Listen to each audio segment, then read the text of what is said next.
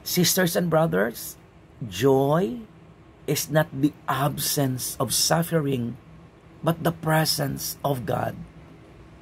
We may be going through the hardest of times, but we can still find joy in our hearts. God wants you to have joy. He wants you to enjoy Him. It's one of the best ways to glorify God. In Acts chapter 2 verse 28, it says, "And you will fill me with the joy of your presence." Sisters and brothers, we enjoy Him by looking to Him to meet our everyday need, comfort our everyday heartache, fill every void, and guide every step. We enjoy God by spending time with Him. Sisters and brothers, the more we know God, the more we will experience true happiness.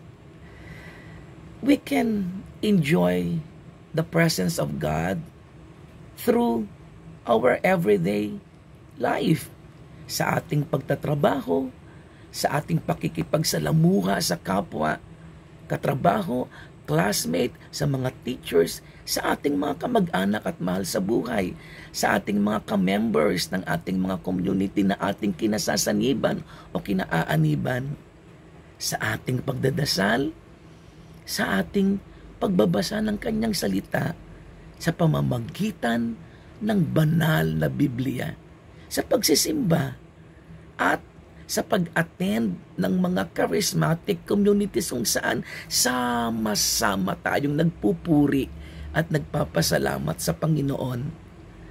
Ang mamuhay ng naaayon sa kagustuhan ng Diyos ay isang dakilang paraan para lalo natin siyang mapapurihan, sambahin, mapasalamatan at ibigin, sapagkat una naman niya tayong minahal at inibig. Lagi natin siyang kasama at gusto niya lagi tayong magiging masaya, sapagkat ginugusto niya na lagi niya tayong mabiyayaan. Napakabuti, napakabait ng ating Panginoon. He is always in control of everything.